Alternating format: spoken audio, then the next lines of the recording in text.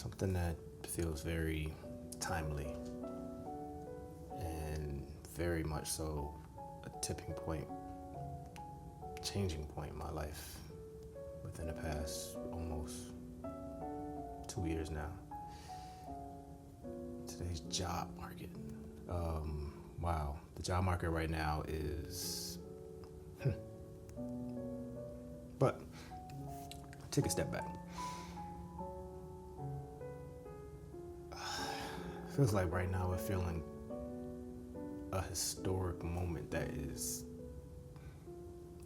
has generational implications, generational influences, and in hindsight, we will look back to we're living through something that is literally about to define what the future of our society looks like. But speaking as someone who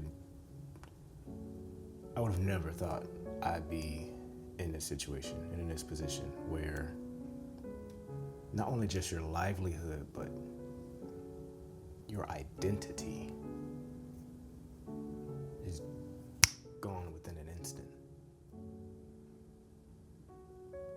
And we don't get instructions on what to do with that, especially speaking from the perspective of someone here in America. And especially even more so speaking from my generation of Generation X, which I remember when that was like the youthful group. And we all over our 40s right now. But being at that age and coming from parents who are the boomers, and especially my case coming from, my father's from the Deep South, part of the Great Migration, where there was a formula, there was clockwork of what it means to become successful.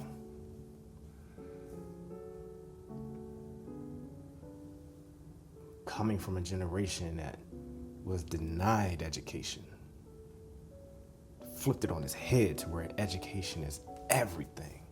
You get an education, you get a good job, you set for life.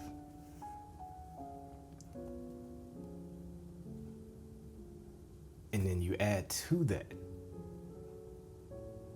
coming from as a student, as a child of that generation, especially the mindset of the South, you also keep your head down. It ain't about peacocking and just like, look at me. That should get you killed. You will literally end up in a tree. You put your head down. You put in that good work. Good work is always rewarded. Always. There is no exception to this. Even if it doesn't happen when you think it should or is supposed to happen, it will happen.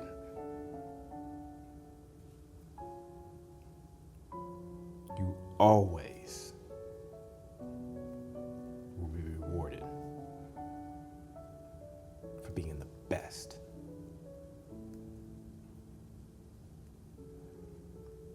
So my generation, we took that to light, took that to heart.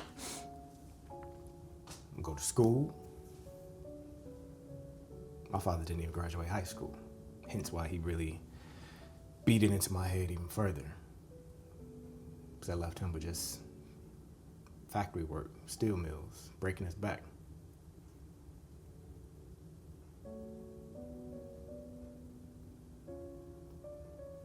Good grades.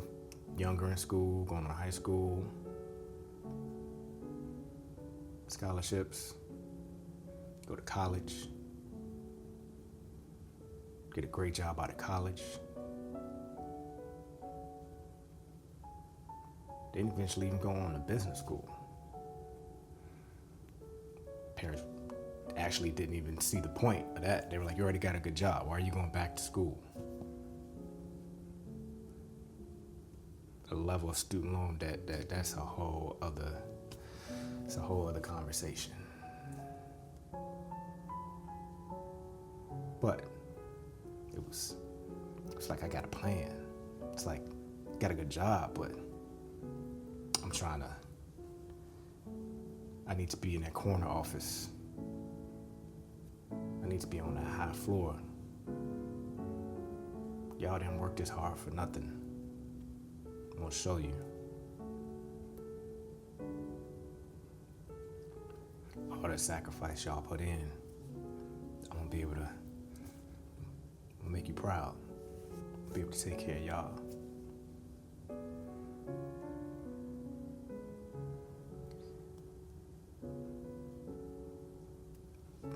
You finish school, get the even better job. But meanwhile, something that's happening at my age range, my generation, we really could not wrap our heads around. And we considered ourselves in the middle of generations. Like, we considered ourselves savvy. We get the old school heads, but we get the youth too. Like, we the rebellious generation. We Generation X. Like, we playing the video games. Like, we doing all that. We into the tech. Tech came abroad. We showing them how to use the VCR, the DVDs, like all those things that are ancient now. But we understood both worlds.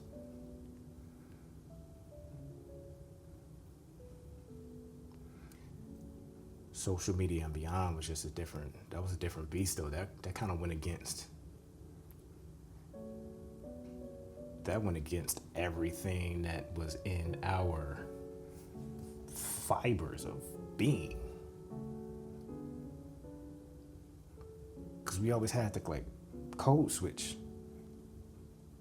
Regardless if you was even in the culture of what code switching truly actually is. Like, you had your work persona. You had your real person of who you were with the peoples, with like when you go outside, all of that. It was separate. Everything was separate. And then a whole generational boom happens where it's just everything is on Front Street. Everything is just one. Truthfully, we admire it. Even though at first there was some trepidation and like don't understand why young generations put so much of their business on Front Street. That's not for everybody to just take in and digest. Didn't get it, but we respected it. Thought it was crazy in some ways, but deep down we really saw it as courageous in a lot of ways. Because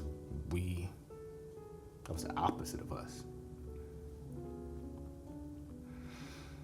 I say all that to say,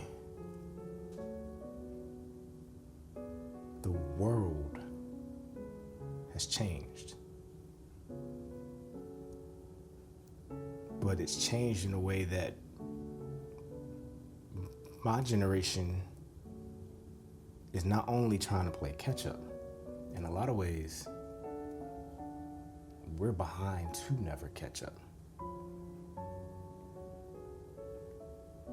Because that mindset of just you do the work and everything else will follow is gone. It is about, you have to show yourself.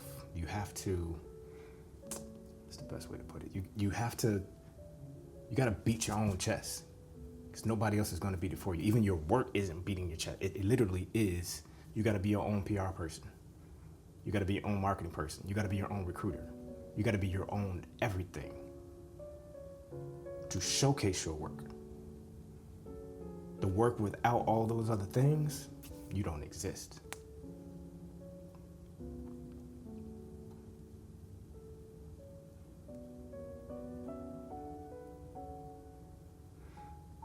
And we're heading into a time where things are moving so fast.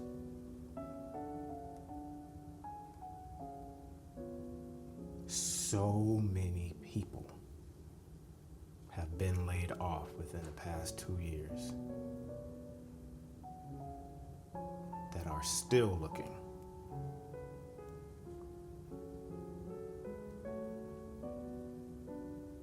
Can really mess with your mental.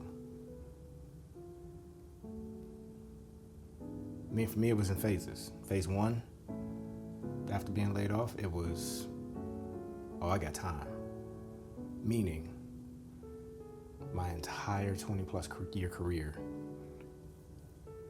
you may have some money stashed here, you may have some money to go on vacation, you may have some money to do that, but you're trying to find a time. I finally had time. So it's like, I'm taking some time for me. Recalibrate. Get my mentals right. I'll be able to attack this thing like, not even attack it, just allow us for me to come to me. I was saying it up here. I don't know if I was really feeling it in here yet though. Phase two.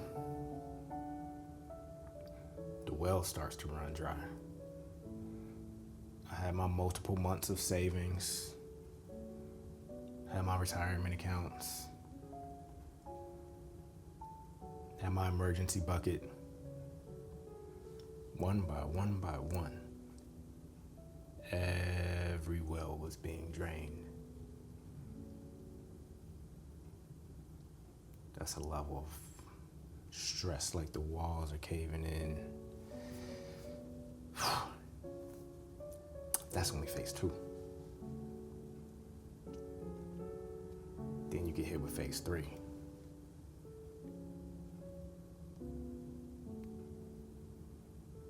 What's my self-worth? Why is this taking so long?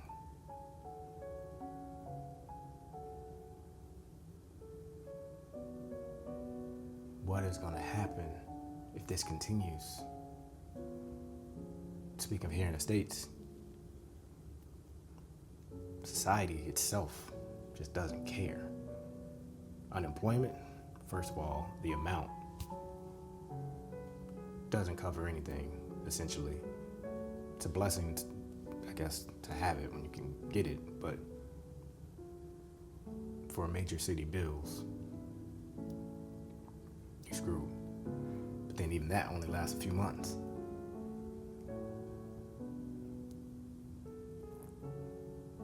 There's no guarantee of housing. Benefits are done.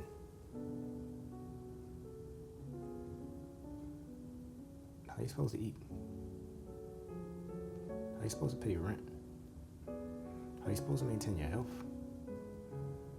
As much as I was frustrated at first of having to tap every single well I had, including overwhelming majority of retirement, eventually I just had to change perspective and look at that as clearly that wasn't meant for my retirement. That was a blessing to be able to have as that emergency fund for what's happening right now. But what about the thousands upon thousands of people that don't have that? You quickly realize that homeless person on the street, that person that's experiencing a mental break around the corner, that just snapped. You ain't really so far off from one little domino falling, one circumstance, from you being in some ilk of that person's lived experience.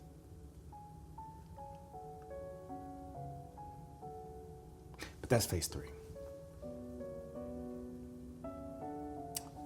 Phase four is kind of what I feel like I'm in the midst of now. And that's a rebirth.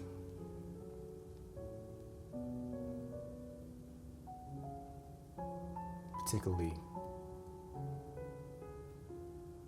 Phoenix rising from the ashes type of rebirth.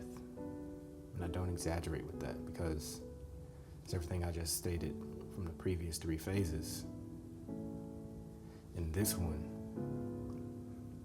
you really hit a low. And you hit a true crossroads of which road you're truly going to choose.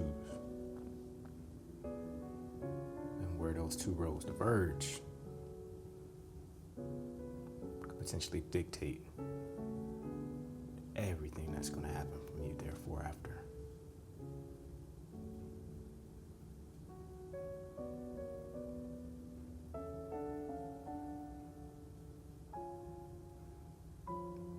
But in that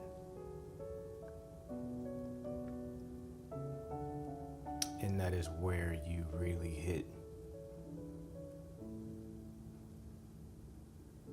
a level and you hit a point of really looking at yourself, really looking at what you're made of, and really looking at your vulnerabilities,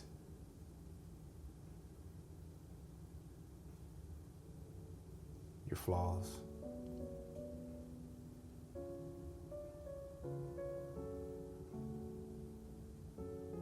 the things that you hid away way under there, that you may, sometimes if not all times, may not have wanted to face.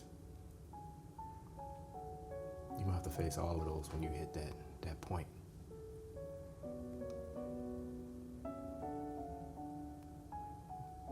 But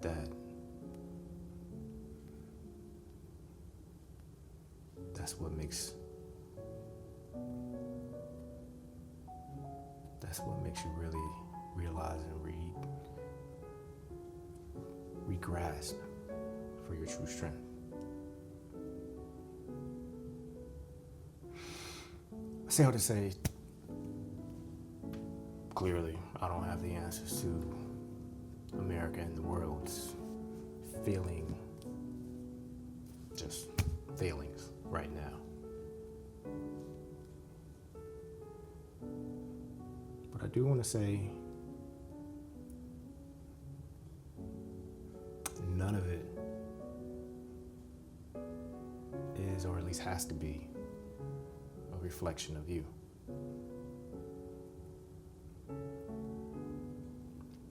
You look at your own reflection in the mirror every day. You determine what looks back at you, what checks you, what speaks to you, what resonates in what you feel.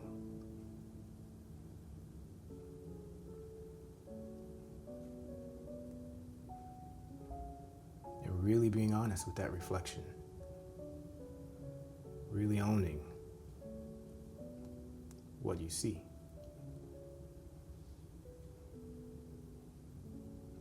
That's what will create tomorrow, and the next day, and the next day.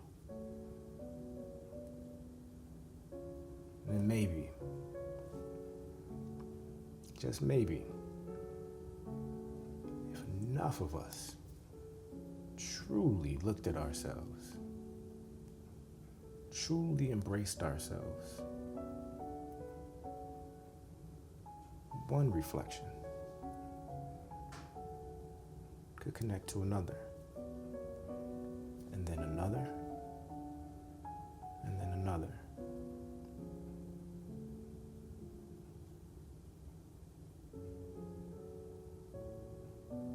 And if enough of us really just got real, that could be the thing to finally galvanize and actually change the world.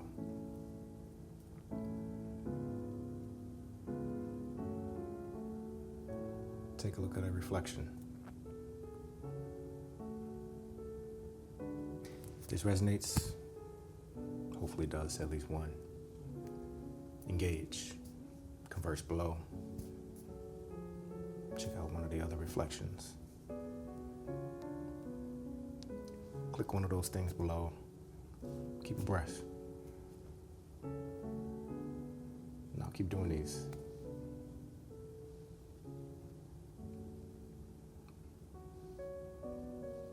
We all have a reflection.